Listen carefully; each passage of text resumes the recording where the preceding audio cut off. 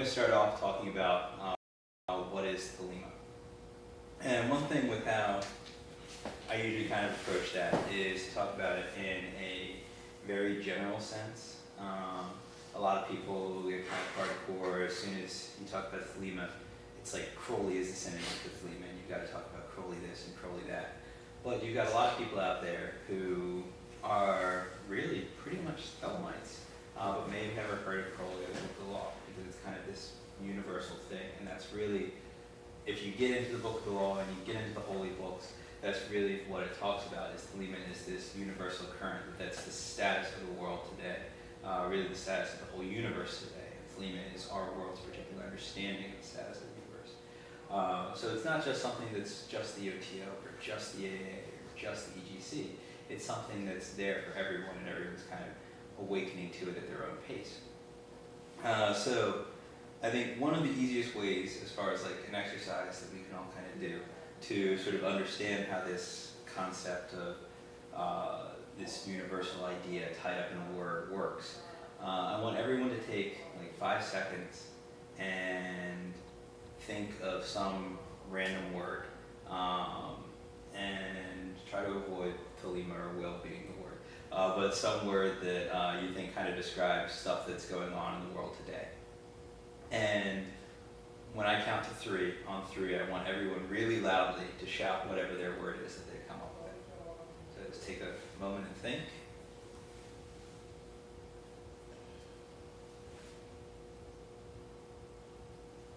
1, 2, 3.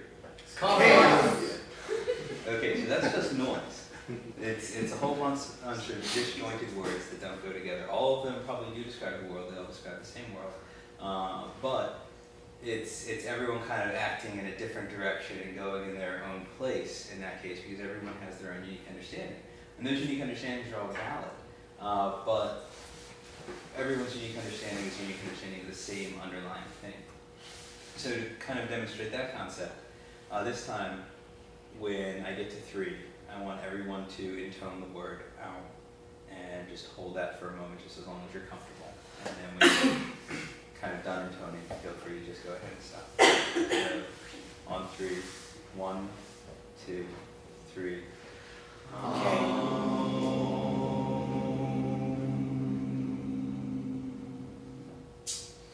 So there you have one sound that everyone is tied up in. That sound also describes the universe. It's the sound of the overall hum of everything in creation. Thelema is a form of that same concept. It's the word of the aeon. It's the word that essentially describes the current of everything in existence, the universal energy that underlies all being, and is the essential motion of that being. It's the way in which the entire universe is vibrating together as a single harmonious, contiguous whole. So, as the word of the aeon, it is essentially the encapsulation of the vibration of the universe. When we start talking about all these little subatomic particles shaking and vibrating out there, Thelema is a way of understanding the sound that they make. Now, with this idea of the aeons, that's something that we see a lot in sort of Thelemic mythology and Thelemic writings, is this idea of the aeon of Isis, the aeon of Osiris, the aeon of Horus.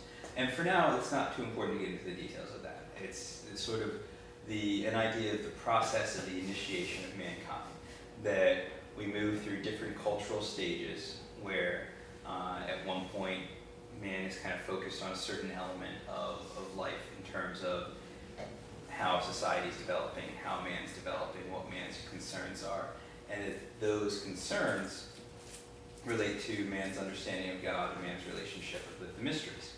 And so each aeon has a different kind of focus on that. And with each of those focuses, each aeon has a different word. Now, it's not that the universe changes drastically from aeon to aeon to aeon. The universe is still the universe. Everything's still humming and buzzing along and moving essentially along the same path. When you think about it, the universe is so vast and huge that every little minute change that we have here and there, every difference as far as the course of our individual lives to the universe, while it has a significant impact on our own personal spheres of experience and those of those around us, and they're all integral to the functioning of the universe in a proper, set, and balanced fashion, that none of them are so radical and so different and so large that we're offsetting the entire course of the universe. So even as we change our relationship to the universe and our understanding of the universe is still essentially buzzing along at the same hum. We're just listening to it differently and understanding it differently. So each aeon, again, is just a difference in where we are and where our understanding is. And Thelema is the encapsulation of mankind's understanding of this aeon. Some other world elsewhere, there may be another word that encapsulates that understanding. And as the precession of the equinox goes through, we'll have other words that encapsulate our understanding. But it's an understanding of the same thing. When we say Thelema or we say agape, we're saying the same word, we're just referring to a different understanding of that word. And that's essentially what the idea of the word of the aeon is. And that's sort of the understanding of what Thelema is as a reality. Now, in a practical sense, you get a lot of debate as to whether or not Thelema is a religion, or Thelema is a philosophy, or it's a series of practices and activities, or it's a group that you become involved in, or a series of groups are Thelemic groups, and this is what defines Thelema. But really it comes down to this underlying reality of the universe, and that's what we're getting to. And the philosophy of do what thou wilt shall be the whole of the law, love is the law, love under will, and the various descriptions in the holy books of how that relates to our souls and the development of our souls and their interactions with the universe. And in the practical texts of Thelema, as far as what practices you engage in to develop that and to understand those concepts and endow them within your life. And those are all particulars of how we approach this, but it doesn't take away from the universality of it. So, kind of what is this concept of Thelema? And what is this concept of agape in sort of a philosophical sense and a practical sense? Well, I'll start with agape, because that's the old word, the word of the last aeon. If you think about the age of Osiris, where you have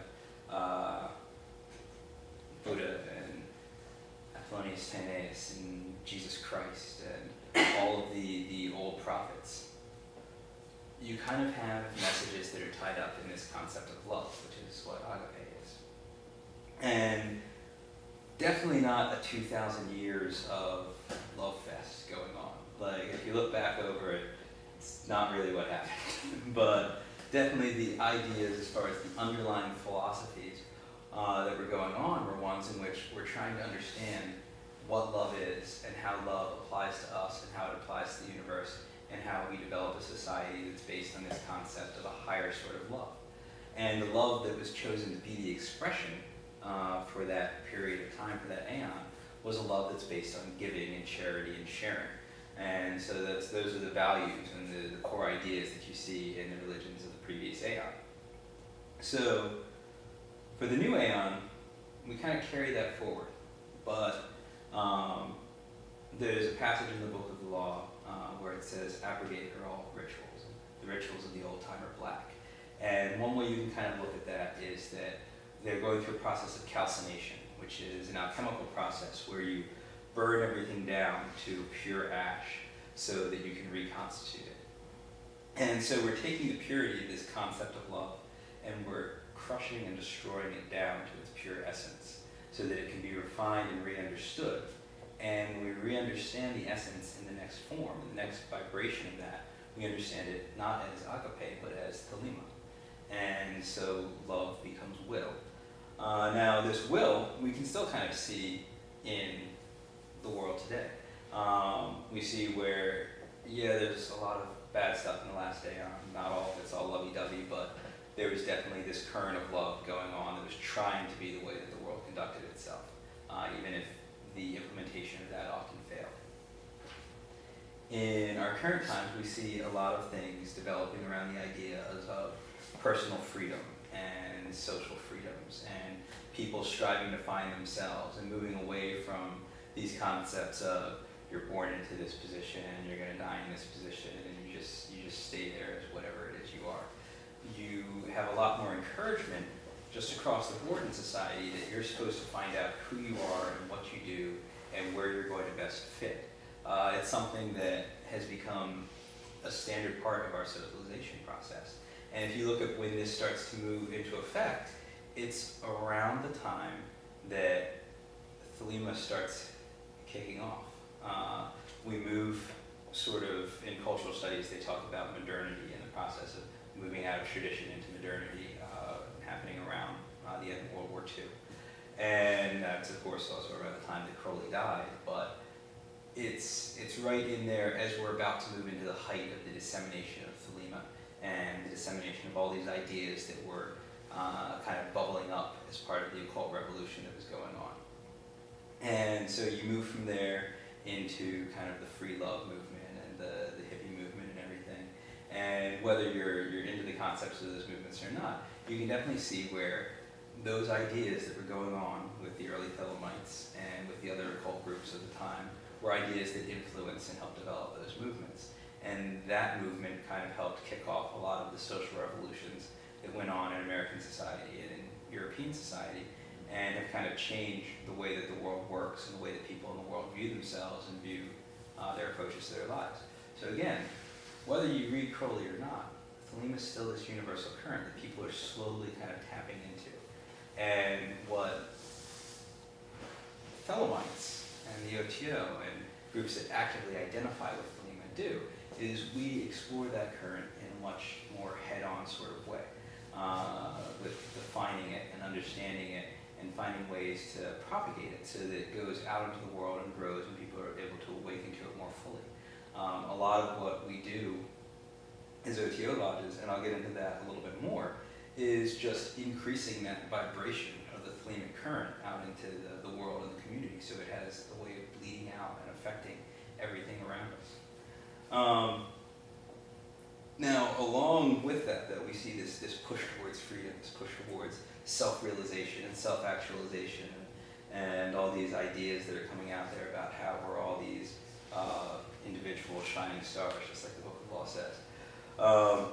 But at the same time, there's the push against that. The final throes of the last aeon are still trying to hold on and say, no, you've got to listen to our rigidity. You've got to still do what we've told you to do. You can't buck against the system. You can't create a new system.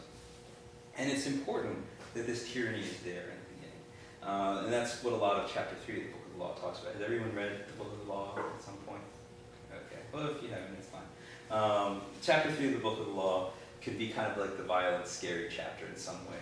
So Horus describes himself as a god of war and vengeance. And if you look at a lot of Egyptology, it's not really how Horus plays out. But it's important for understanding the transition into the third aeon, is that when you have these two forces in opposition that you see between the first and the second aeon, and they come together into a synthesis, there has to be a real and violent reaction in that opposition.